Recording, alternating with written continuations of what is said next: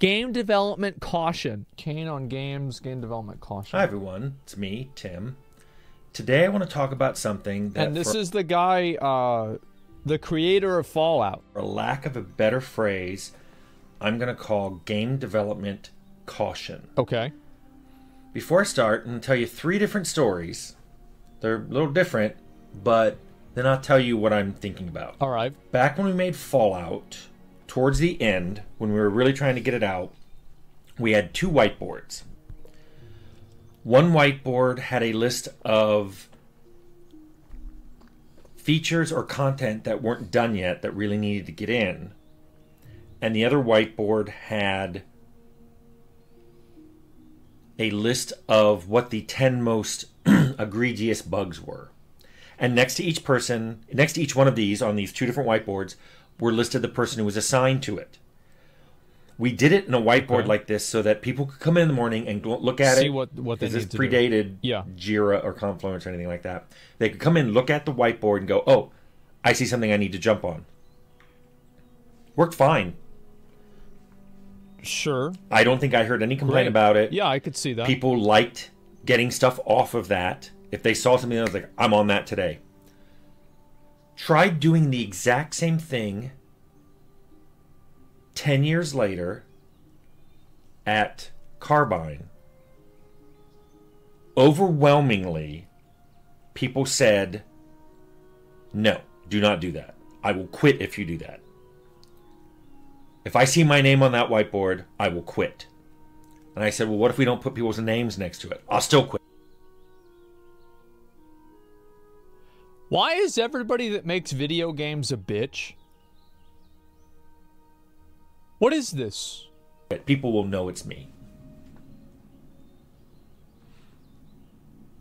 Story 2. When we make... I think this is like a larger problem with nobody wanting to ever take accountability for anything ever. Nobody ever wants to be assigned accountability for something, and it's such a huge problem. It's a problem with people in their personal lives. It's a problem clearly with professional products. It's bad. A bitch generation, yeah. Yeah, it's actually nothing unique about game developers, right? It's just people in general. In the Outer Worlds, I wanted to put in... This is probably end of year 2, so we're still a year away. The combat AI wasn't really in yet, so I asked for a very simple combat aggression code to be added. It was... This is how simple it was. Every time an NPC got shot, they would see if that person was on the list of someone who'd shot them. If they weren't, they'd add them to the list, with the amount of damage they just took. If they were already on the list, they'd just add the amount of damage they took. Sure, simple enough. Whenever they're deciding who to attack, they attack the person at the top of the list. Okay. That's it. That's all I wanted. Keep in mind, an aggro table.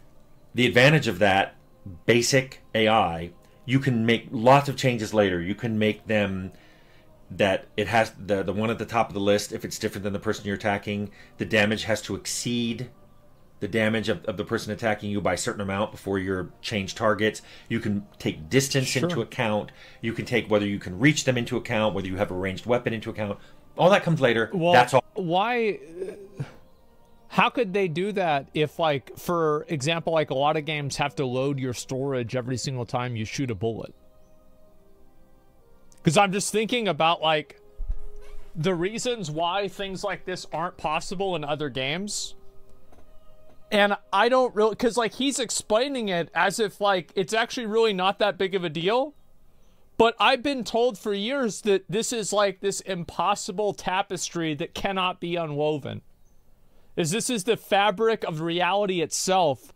Like, the fucking majesty and complexity of this cannot be understated, or cannot be overstated.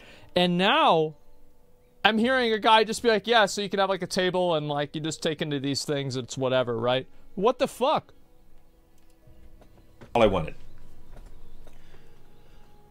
It got put into the programmer production query queue and came back with an estimate of 4 weeks. Oh, 4 weeks. I pushed back saying the code I asked for was very simple. Wait, oh, only 4 weeks?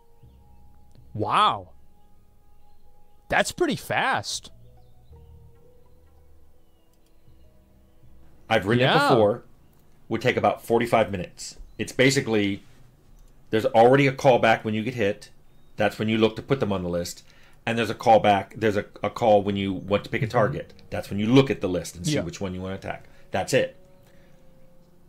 The programmer who it got signed to came to me and said, I need 4 weeks. And I'm like, why? I thought a season lasted for 3 months.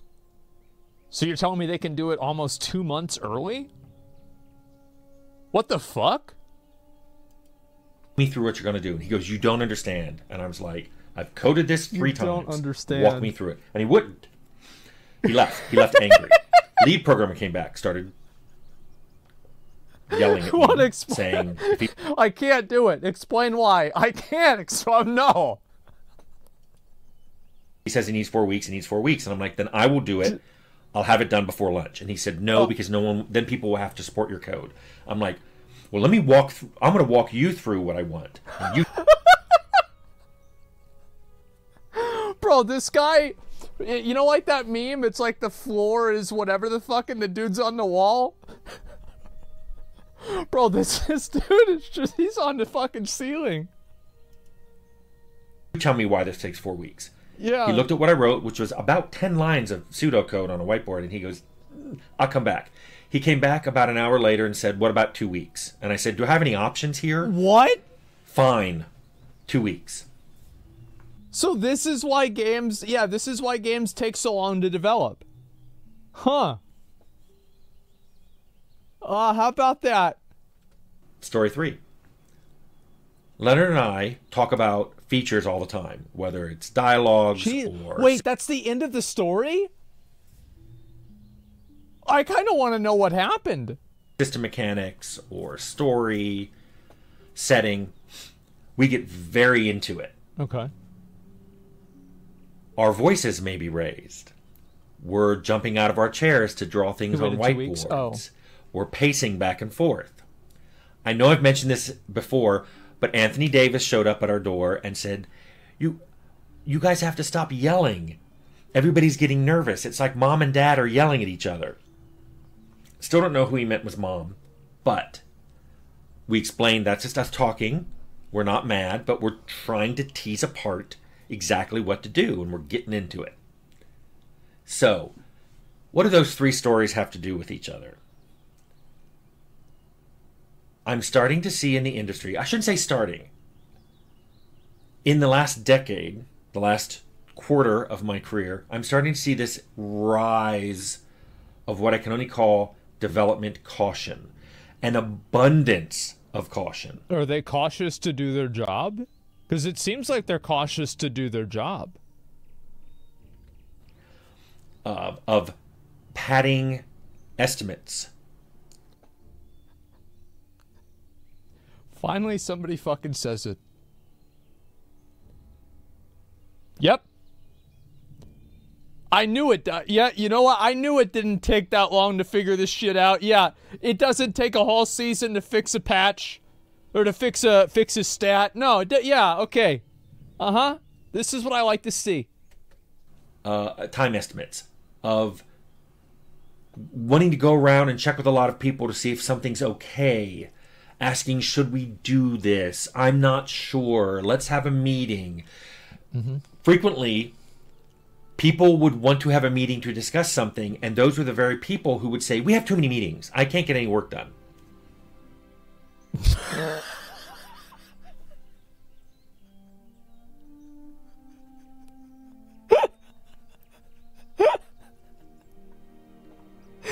I mean, it says it all, right?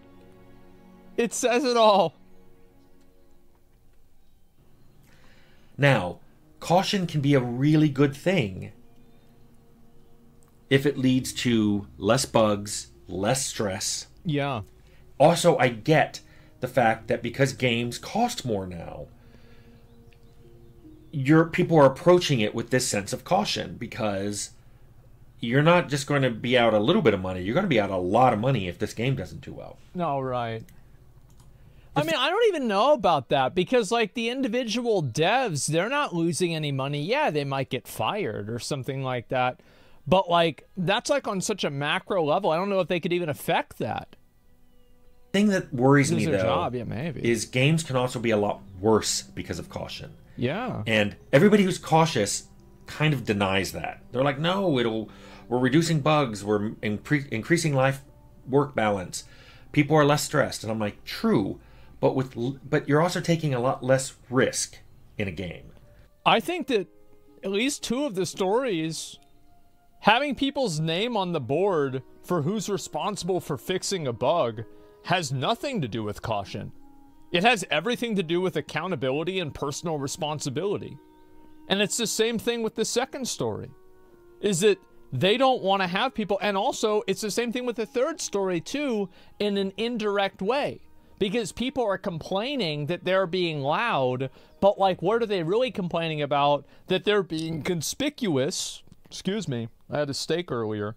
It was delicious, by the way. That they're being conspicuous about working through their job.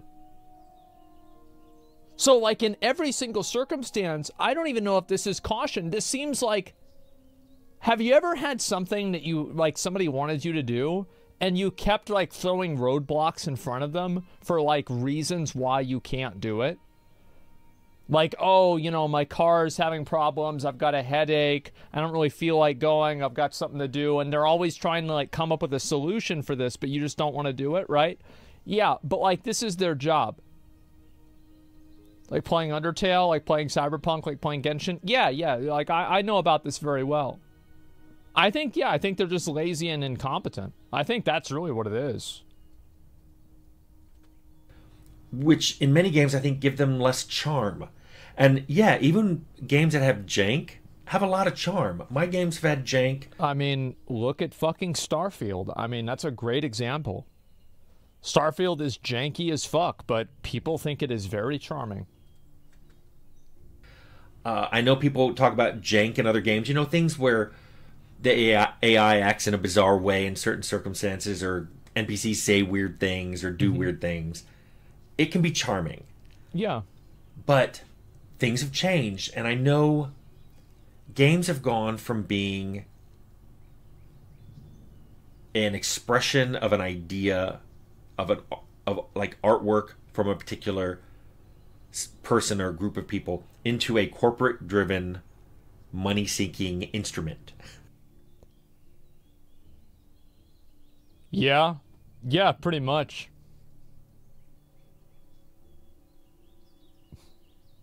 Okay, there it is.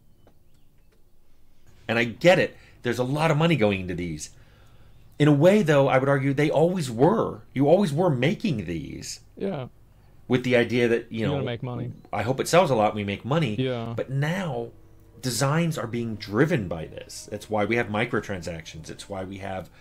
Well, the entire design of certain games is built around microtransactions. Lost Ark is a great example of this.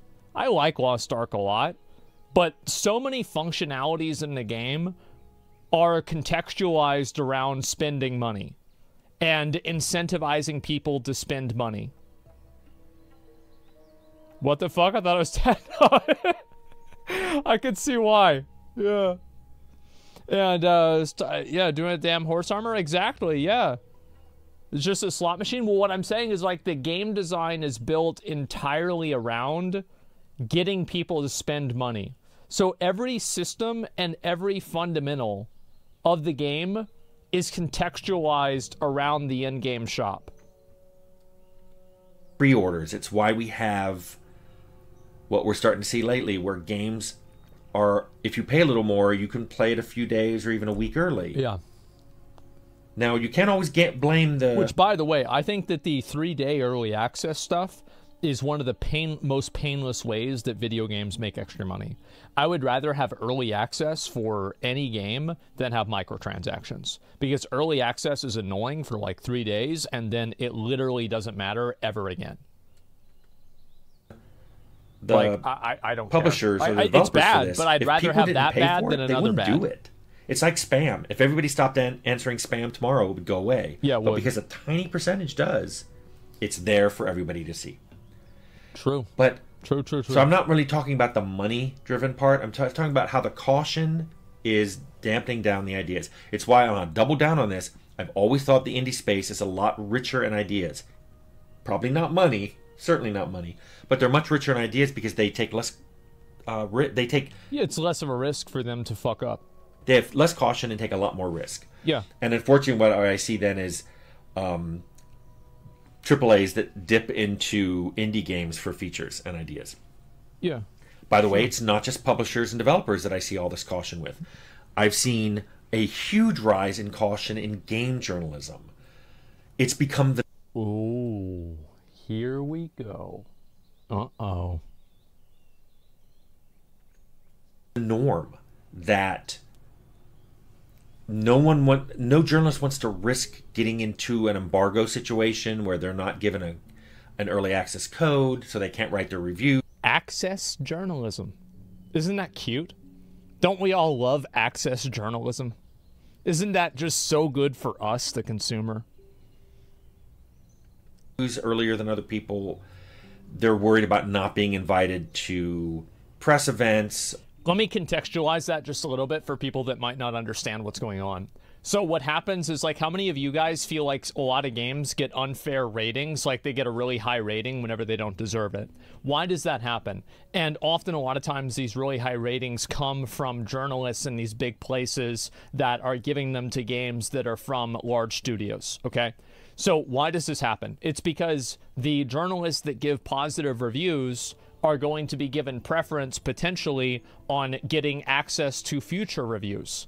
And because reviews on early access games and being able to get that information out as quickly as possible is massively profitable and influential in their career, they are more willing to not provide a more critical evaluation of a game, because they don't want to lose future access to not only games, but then also like intangible things, like going to events where you can, network with people that are in the industry and things like that. Because if you're constantly saying that the games are bad, maybe you don't get invited to that kind of stuff.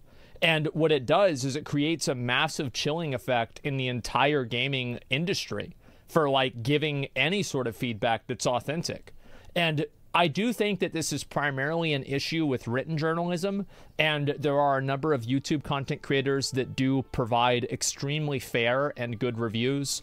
Mortismal Gaming, Skill Up, Force Gaming, I think all provide incredibly great reviews, and I watch all of their stuff. So I'm not saying that they're bad, or I don't really watch all of it, but if it's a game I like watching, I'll probably look at what they have to say. Like Skill Up, for example, like a really great example, Skill Up shit on Final Fantasy 16. But what about that review was really wrong, you know? And people got really mad at him. And like, that's the thing. And I do think like YouTube reviewers are less affected by this because they have more different, they're self-employed and they have more ways to make money than like an individual journalist that just does reviews written, because you just can't make money on written media in the same way that you can with like a video. So that's like another problem, is that like the journalists that have to do like the written reviews that you see all the time on like Google and like Kotaku, IGN, etc., they're the ones who are most beholden to industry norms. You see what I'm saying? Or, junkets. So that's what happens. So a lot of them have gone a lot more cautious in what they say. I really miss the reviews. I'll name a couple, like Scorpia in the 80s and 90s and Deathlock in the 90s and early 2000s. I don't remember either one of them. Those two reviewers said what they thought. If you put out a game, they'd skewer you for all the things that were wrong with it, but then they'd praise you for everything that's right with it. I think that's also a problem with with gaming content creators in general. Like, for example, whenever I was talking about Lies of P, IGN gave Starfield a 7 out of 10. I think for a Bethesda enjoyer, Starfield probably is a 7 out of 10. I do. Like, I think it's probably a 7 out of 10, sure.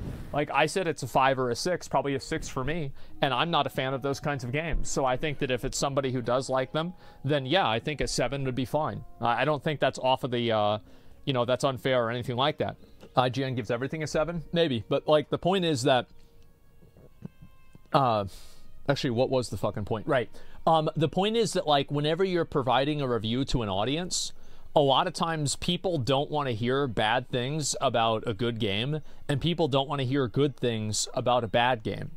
Like, for example, whenever I talk about the good things that Diablo 4 has, people don't want to hear about it.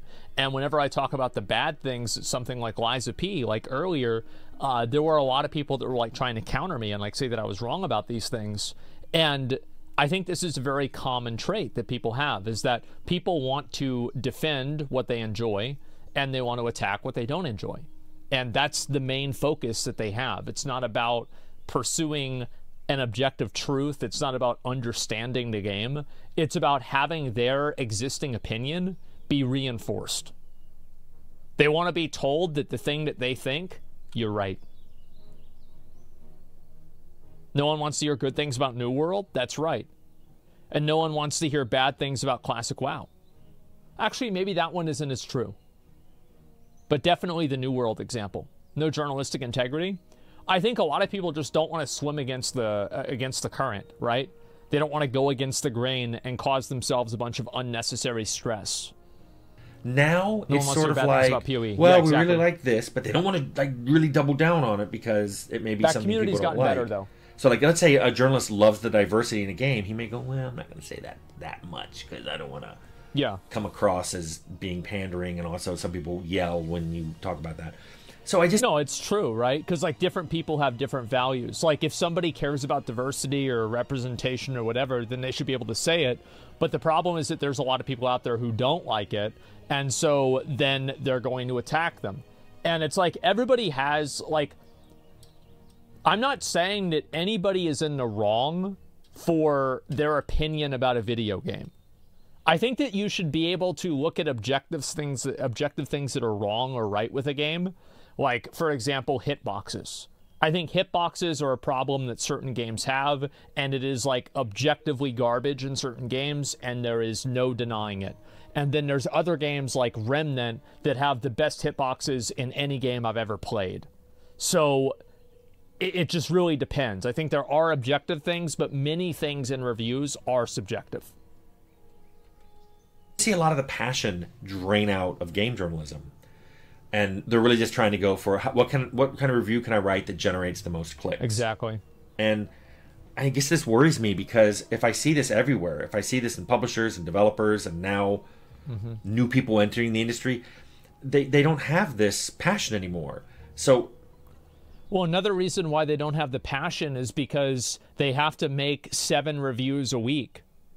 And they have to play a video game as much as they can in order to, like, think about it, right?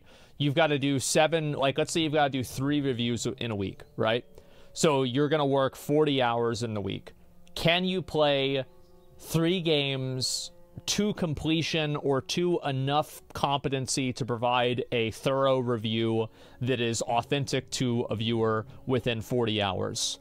And the answer is it depends on the game. With a game like Blasphemous, I think, yes, you can probably hit that game for like 15 hours, and you can get what you need to get out of it if you're proficient with Metroidvania games. But with something like Starfield, absolutely not. Something with Elden Ring, absolutely not.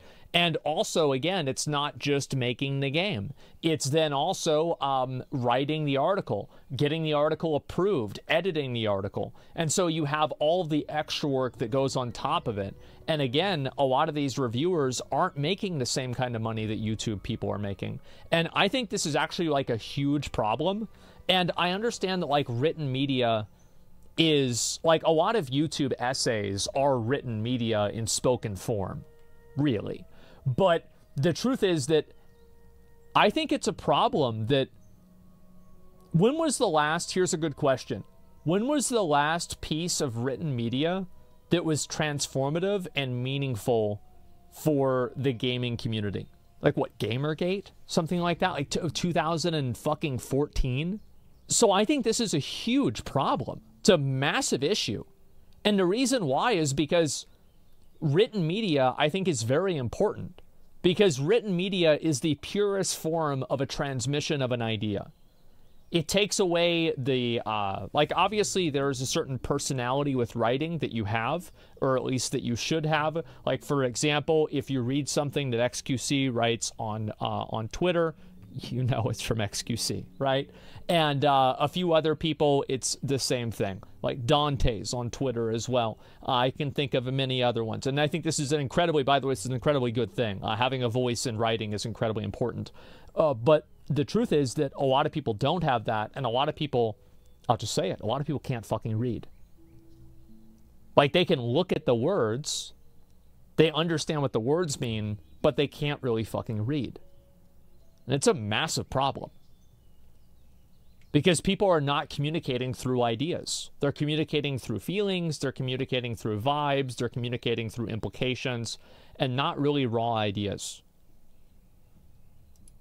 You know, what's the moral of all this? I want to tell people, just go and make it. Make what you want. You don't need a committee to sign off on it. You can always go back and change it. Well, or if you... again, like, and I understand why reviewers are gun shy. Again, look at SkillUp's review of Final Fantasy 16.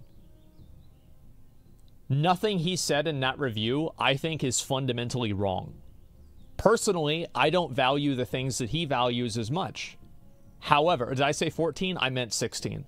But, again, his review is absolutely true. And also, another great example, somebody's got it in chat, true, Actman's review of Diablo 4. People said Actman doesn't know what he's talking about because he didn't do World Tier 4.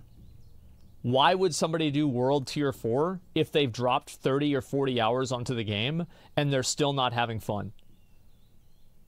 That's like saying, why didn't you finish your plate of dog shit? How can you say that it's all dog shit if you didn't eat the entire plate of dog shit? When the truth is that anybody who actually played the game would know that it got even worse at that point. You see what I'm saying? But he got shit on so much, he made a follow-up video at it. I defended him. And I even thought that some of the things, I disagreed with some of the things he said about the Diablo 4 video. But there it is.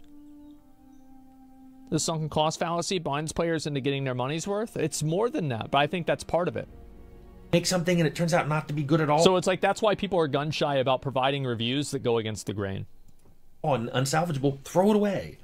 But that rapid iteration to get to some really good idea is a lot better than just being so cautious that you basically creep up to a very mundane game. There's a term for this, paralysis by analysis.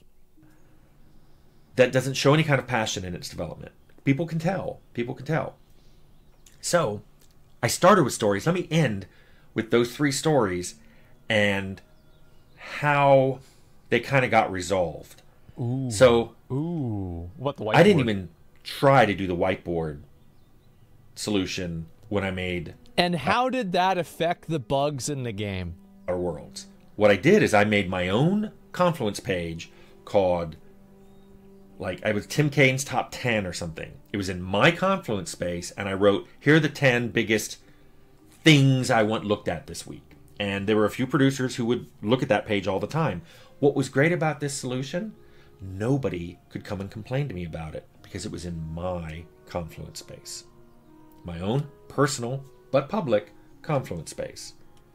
Also, I'd like to point out that anybody could go to Jira. So you remove the accountability from it at any time and say, what are the 10 most highly prioritized bugs and who are they assigned to? So we already had that whiteboard virtually, but somehow it was okay that it wasn't called attention to. For the combat accountability aggression code, I think I settled on 2 weeks, and I think it got done faster than that. Great, I got it. Yeah. I don't think I asked for anything after that. I didn't go and specifically ask for anything because I realized that I was being viewed as some sort of ogre when I knew something could be done faster, and there was no solution to it, which is why... I know what the solution to it is. Fire the people that are complaining and get people that know how to work.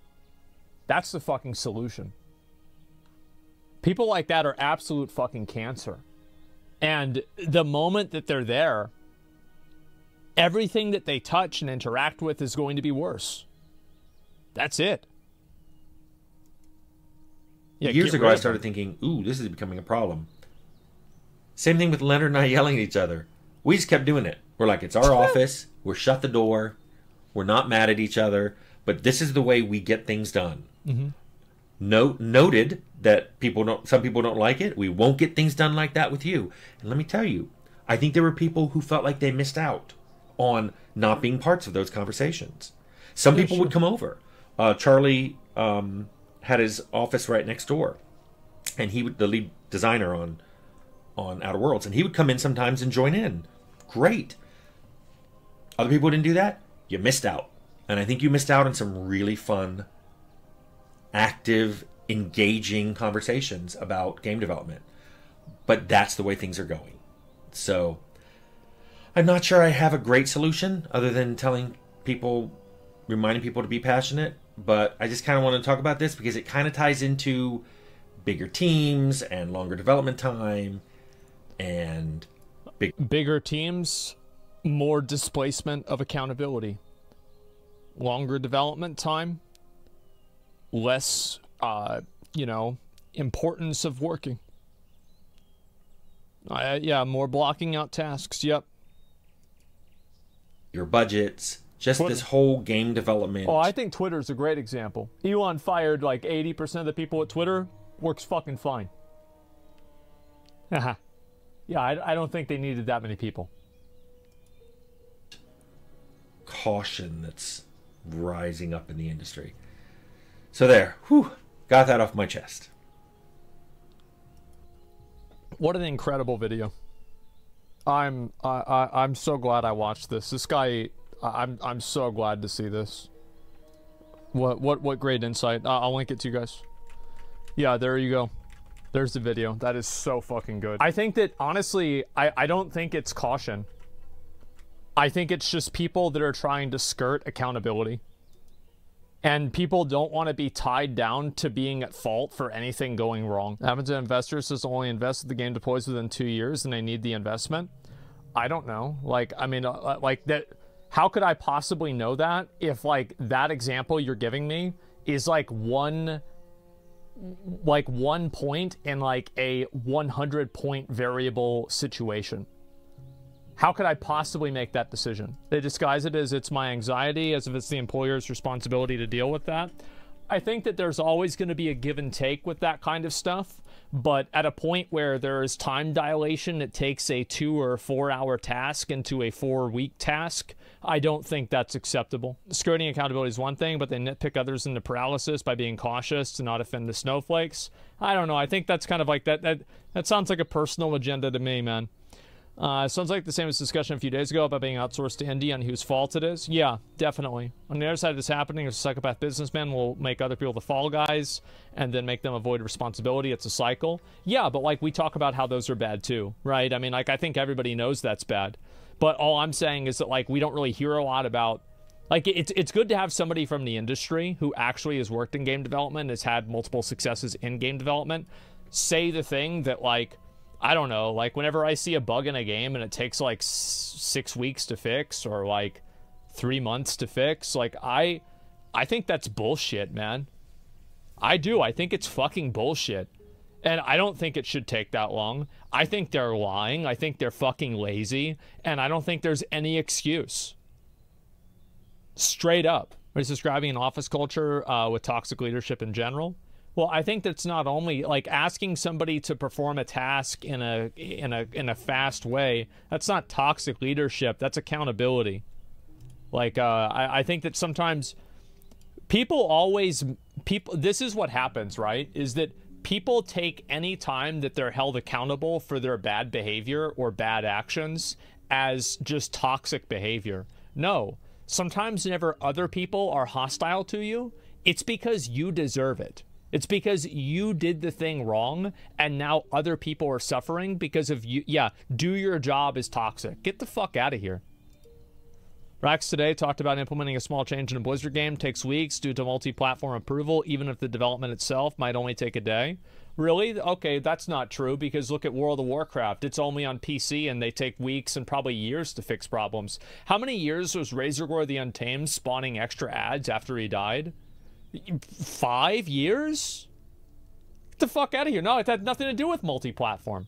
It's again, Blizzard, it's just like this example. Always obfuscating. Always, oh, well, that's not really what the problem. No. There's always a fucking excuse. Seems pretty clear you haven't worked in a large corporation in a while. So what's your argument? If you worked in a large corporation where there was a lot of bloat and people being hired to do no work, then you would understand that bloat and people being hired to do no work is acceptable. I don't need to be in a corporation. I'm the fucking customer. I don't need to be a fucking expert in making software to see that having to wait 3 months for a simple bug fix is fucking ridiculous. Enterprise developer, pull me up. Give me a second. Let me look at what you've got to say. What do you want? What do you want? You've been following for 3 years. Come on. Let's go. Pretty obvious. I haven't worked in a big corporation before. No, I haven't. I worked in the government. And you know what? There were a lot of things in the government that could have been done faster. And do you know why they weren't done? It's because people weren't working. They went to work and they weren't working. Issue with corporate development, you have 10 engineers and 20 managers.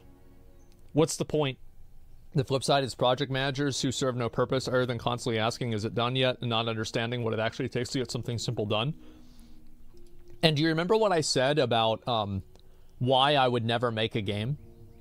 It's because I don't know how to code a game. And I don't think that I could accurately tell people what to do and be in a leadership role without having any understanding of what I'm doing. 2 managers for every engineer. So it happens regularly. So the project's a mess. You report an error or an issue with the game. You have to wait for 3 layers of approval.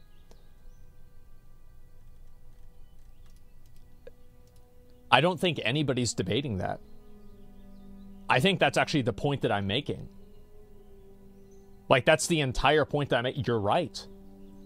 That's the thing. Yes, you're totally right. He's just saying why it takes so long. Yeah, for sure.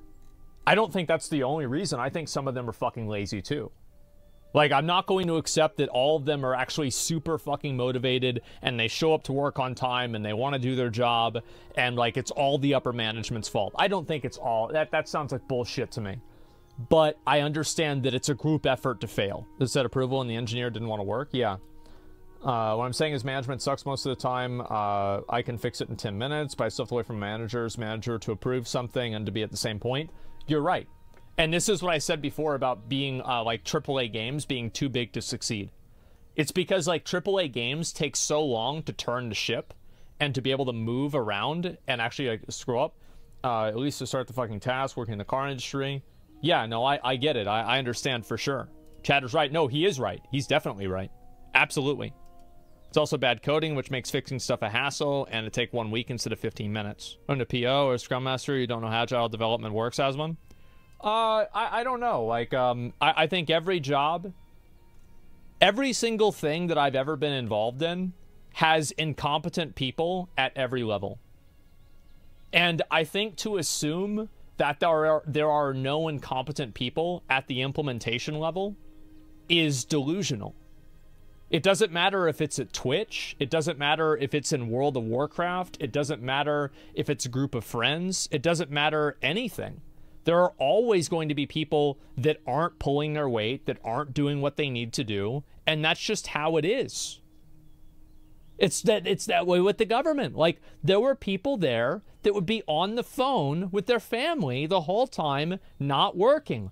I remember this, and this was such a massive fucking, like, reality check for me, is that we had this part of our job, right? It actually was not our job, but we did this at the end of the day because it's like, what the fuck else are you gonna do? And so we would go through the garbage. Literally, we would go through the garbage to make sure that nobody threw away extra tax documents. That simple. And there was a person who was working there who literally had Down syndrome. Like, it's not like they were like stupid or something like that. They actually had Down syndrome. And the first thing that I thought is, why the fuck is somebody that actually has Down syndrome working on our tax documents? This is very unsettling. And then I watched them work. And while everybody else was talking to each other on their phone and laughing, distracted, the person with Down syndrome was looking at the paper, making sure that there were no tax documents thrown away. So yes, there are people that are incompetent at every level. So yes, I learned it. You know how to code to work and making a game, a bunch of crucial roles that need zero understanding on code. I understand what you're saying, but I don't agree with it. I think that in order for you, I've never found a situation that not understanding, like, it's actually like, it's literally me being the, like, remember what I said the other day about how it's never a good thing that an artist doesn't understand the game that they're making art for? Like, it's never a good thing, and it's probably neutral at worst and bad realistically. And I think it's even more the case for, like, other types of engineers, etc. I practice what I preach. I think it's bad even then. Because, like, the way I look at it is that, so, like, this goes back, right? So, like, I went to business school, and I was getting a degree in computer information systems, which is primarily, like, process analysis and process management. And so, like, in doing that, you go through a lot of flowcharts and creating, like workflow type stuff. And so, like, the way that I visualize things, especially with, like, making, like, I even did this with, like, making farming guides and stuff like that, CIS, yeah, is, like, I see how the different dots fit together. And I know that, yes, obviously, you're not directly connected to that other dot, but down the line, you know, 5 different levels or pages below, these two things need to be on the same page. And if they're not, then it's a problem. After creation of Stephen Sharif as creative director, you can do something like that. I'm sure Stephen Sharif has extensive knowledge in programming after doing it and working with them for 5 years. I think that if you showed Stephen Sharif the coding for the game, he might not understand every letter and every bracket, but he would understand, he would have a gist of what he's looking at. Like, the point that I'm making is that a lot of people that are working at these different jobs don't have any fucking understanding of what they're doing. And I think it's true with the people that are boots on the ground. And I think it's also true with management. And you know what? I'll throw the other people a bone. I think it's even more true with management. Because most of the people, it's so true that there's a term for it. It's called the Peter Principle. And it refers to people that get promoted over and over and over until they reach a position of incompetence, which is why they stop getting promoted and they stay at a position that they are incompetent at. So I do think that you're right. It's definitely true, but it's just simply not the whole story. I just want to get the perspective on bugs and why sometimes something is as easy as 5 minutes takes 1 day. I don't have a problem with 5 minutes to 1 day. Sure, that can take time. I think I understand that there is a pipeline and a set of processes, and I think that having something happen in a day is completely reasonable. Like, I'm talking about, like, multiple weeks or, like, multiple days, like Shadowlands, right? Or, like, Diablo 4. Like, I'm not talking about, oh, this took a bit longer for it to come out. There's a lot of cases where corporate enforces dumb metrics of performance and people play the metrics instead of actually working. You're exactly right. That's true. It's especially true with the government, too. My dad's, like where my dad worked, my dad also worked for the IRS after he retired. He was like an executive at a publishing company, retired, did consulting, and then he worked for the IRS. And he said even in his department that people played the metrics like a game. People aren't doing their job, they're playing the game. And I think that's what happened with everybody. Like, I know I did that. Like, because I figured out whenever they would do quality review, and I paid more attention during quality review than whenever it wasn't quality review. Everybody did. I think Blizzard GMs are another good example of that. You're absolutely right. Yeah, they're min-maxing.